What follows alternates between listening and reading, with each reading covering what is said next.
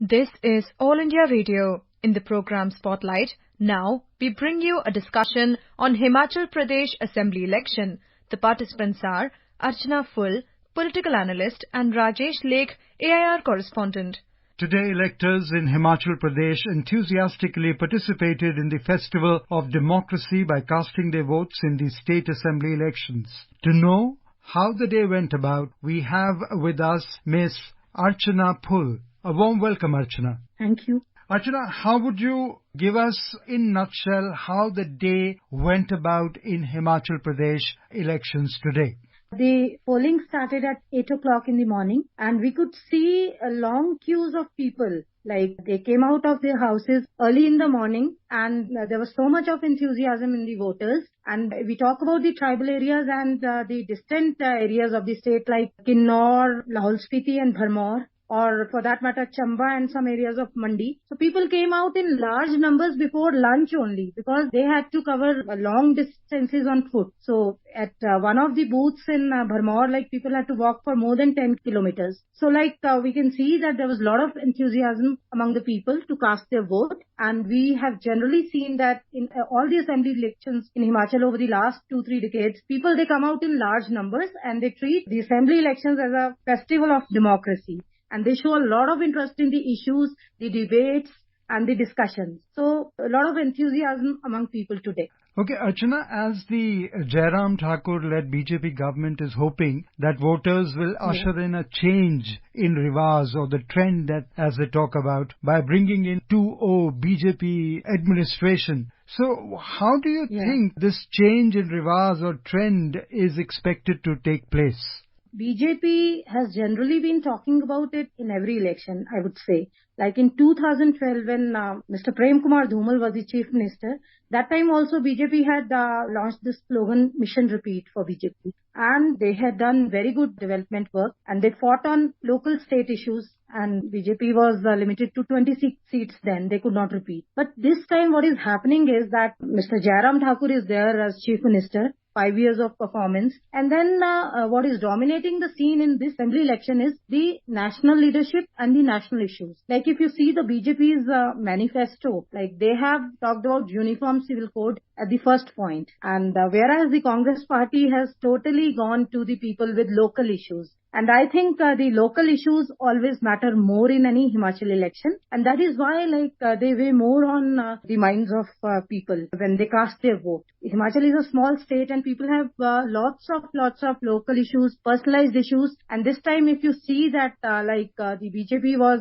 suddenly on back foot on this old pension scheme and Congress picked it up fast from the employees of the government who are in large numbers and they made it an election issue. So I would just say that BJP is talking about changing the trend, but will they be able to do it or not? I don't really agree with this, that they may be near power, but Congress is certainly going to gain with the local issue. So as you say, Archana, BJP is eyeing history by repeating its government, whereas the Congress has urged its voters to go by the tradition of voting out the incumbent government, and the issues that the Congress is campaigning or campaigned about are anti-incumbency and focusing on price rise, unemployment and the old pension in these elections. And you say that these are the local issues that the Congress has picked up. How much the people in sync with these issues that are being raised by various political parties? Who are they in agreement with?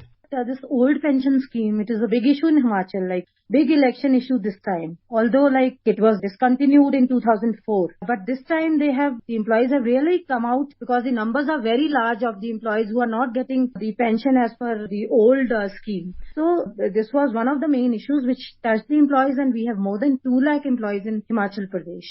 So 2 lakh employees means that every family, if it has 4 members, then you can see how much electorate it will affect. And then price rise. Today, I saw so many interviews of women and they were openly talking about the price rise, that it has really disturbed their budget for the kitchen. Be it the gas cylinders price or the vegetables, the pulses, everything has gone costly. So that was also a big issue which has touched the people. And then there are many local issues, like people in Himachal are so well connected to the politicians that they have an easy access to the politicians, and that raises their expectations so much. And every election, all the governments, they have to face the issue of transfers also. This government had said that we will come out with a transparent transfer policy for all the government employees, but they could not bring it. And ultimately, the people had expectations that their MLA will come to their rescue for their transfer to a better place. So every time, all these issues, they matter a lot, and people are actually vocal about them this time. Let's talk about the political parties. Congress, they've been riding high on a bipolar victory. In fact, in November 2021, they won 4 seats. Wresting the hill state from BJP is going to be a matter of survival for them. That's true, because what was happening was that when the by-elections came, that time also their tall, towering leader, Mr. Veerbhadra Singh, was not there. So the BJP was quite overconfident in Himachal that we are going to win the seats because we are in the ruling and Congress has no leadership and they won't be able to do anything. But against their expectations, Congress won all the by-elections, and the Mandi Lok Sabha seat, which the BJP had won by more than 4 lakh votes, the Congress won it by 8,000 votes. So it gave a boost to Congress party, and they started from there that they can come back to power in Himachal if they fight collectively. There are bickerings in Congress party about the leadership or for the chief ministership if Congress comes to power in Himachal. But I think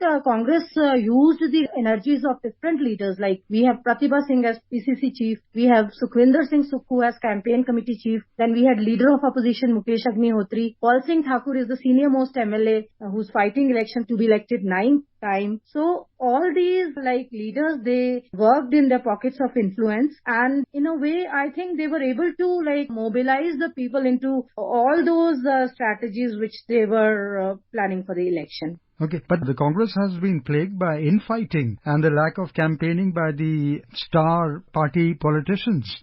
That's true, because for Congress only Priyanka Gandhi was seen who was doing rallies, or Sachin Pilot came here. But I think the local leaders, they did a good job. BJP did have tall leaders like obviously Prime Minister Narendra Modi came here several times, and Mr. Adityanath Yogi, he came here, and Mr. Nadda was here. He belongs to the state and he's from Bilaspur district. But if you see the infighting part, if Congress is facing infighting for the top leadership, BJP is facing so much of rebellion at the bottom. There are so many rebels which BJP is facing this time. I think in 21 constituencies, it's directly the BJP rebels are affecting the party candidates' prospects. And similarly for Congress, there are rebels in 8 to 10 constituencies. But I think the infighting part at the constituency level is affecting BJP more than Congress. Certainly Congress is facing it at the leadership level. So these rebels that you talked about are likely to bleed both BJP and Congress. They are expected to play a key role in many seats, and they could damage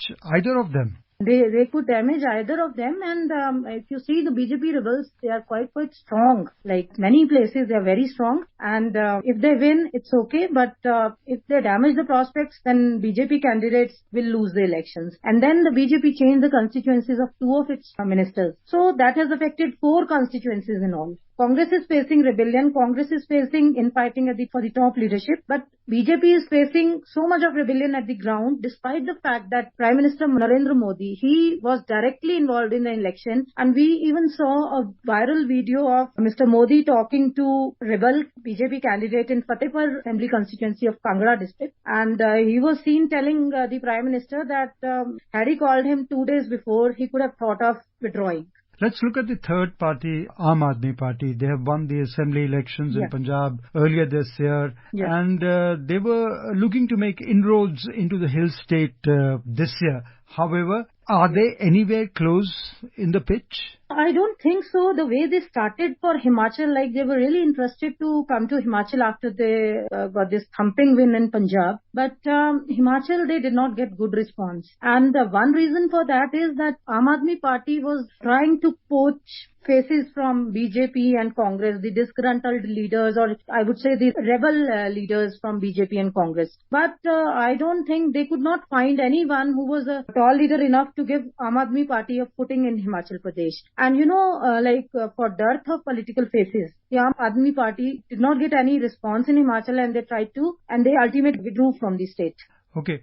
Over 55 lakh voters will decide the fate of Chief Minister Jairam Thakur, former Chief Minister Veerbhadra Singh's son Vikramaditya Singh, and former BJP Chief Satpal Singh Satti. In all, 412 candidates are in the fray, but only 24 women candidates are there. That is, 6% of women candidates are contesting the elections. Your comment on that? If you see Himachal, like women voters, certainly they matter a lot. They come out in large numbers, and if you see 2007 assembly election, they turned out more than men voters, like 78% women voters were there compared to 70% of men. But certainly the parties have been giving them a raw deal when it comes to giving them tickets or making them ministers, I would say, because I think winnability factor is there. In women in Himachal Pradesh, they are there in every field, but in politics, certainly they lag behind when it comes to the race for ticket, when it comes to like motivating the leadership in their favor that they should launch them. Although BJP has given the ticket to 6 women this time, and Congress has given to 3, and we've had big faces like Vidya Stokes, Chandresh Kumari, Asha Kumari in Congress all these years. But still, women have not been given a good deal in Himachal Pradesh in politics so far. Today, a lot of enthusiasm was shown by the elderly. In fact, there are 1.2 lakh voters in the state who are above the age of 80 years. The youth, I believe, and you correct me if I'm wrong, also participated quite enthusiastically today. The third group, the persons with disabilities. There are 56,000 persons with disability voters in Himachal. What do you have to say about their participation in today's polls? Archana, we were talking about women and the role that they are playing. In fact, 157 polling stations across the state are such that are being managed solely by the women staff. In fact, in Hamirpur district, we've been told that creche facility has also been made available so that those who come with children don't have to face any issue. I think that was very thoughtful of the Election Commission to do that. The way you said that these young voters, disabled voters, or for that matter, the elderly voters, they have also cast their vote with great enthusiasm, because there's been a sustained campaign by Election Commission about voter awareness, and then they have been reaching out to them, and this time they helped the students cast their vote from the places they were studying. So I think that's a big factor in that. Like people could vote, and then above 80 years, like all the voters, they were asked to cast their vote, like they were approached by the Election Commission officials. So I think that was a big factor. What about the persons with disabilities? As I said earlier, 56,000 persons with disabilities are voting or voted today in Himachal today. 37 polling stations are being managed solely by the persons with disabilities staff. I think this time there was a focus that people who are not able to come out of their houses and cast their vote, they were approached, and they were like awareness was created and facilities were created by them. Like for disabled persons, like if ramps were needed somewhere, so the polling booths which had ramps, they were specifically earmarked for the disabled persons. So that helped them come out in good numbers and cast their vote. Despite the cold conditions, etc., you think the polling went off smoothly, and the enthusiasm, according to you, gauged by you, was pretty good amongst the voters? Yes, because like you see the pictures from the tribal area, from the tough areas of the state, people were seen going in groups to cast their vote since morning. So that speaks about the enthusiasm. They were walking in the snow also at some places. I hope the local issues that the people of Himachal Pradesh are concerned about are looked into, and whichever party comes into power will address these issues. Archana, thank you very much for being with us on our program where Himachal Pradesh's assembly elections were discussed and your views were taken. Thank you so much for being with us. Thank you, sir. You were listening to a discussion on Himachal Pradesh assembly election. The participants were Archana Full, expert political analyst, and Rajesh Lake, AIR correspondent. This program was produced and presented by the News Services Division of All India Radio. You can listen to it on our mobile app, News on AIR. This program is also available on our YouTube channel, News on AIR Official. You may email your opinion about this program at airnsttalks@gmail.com.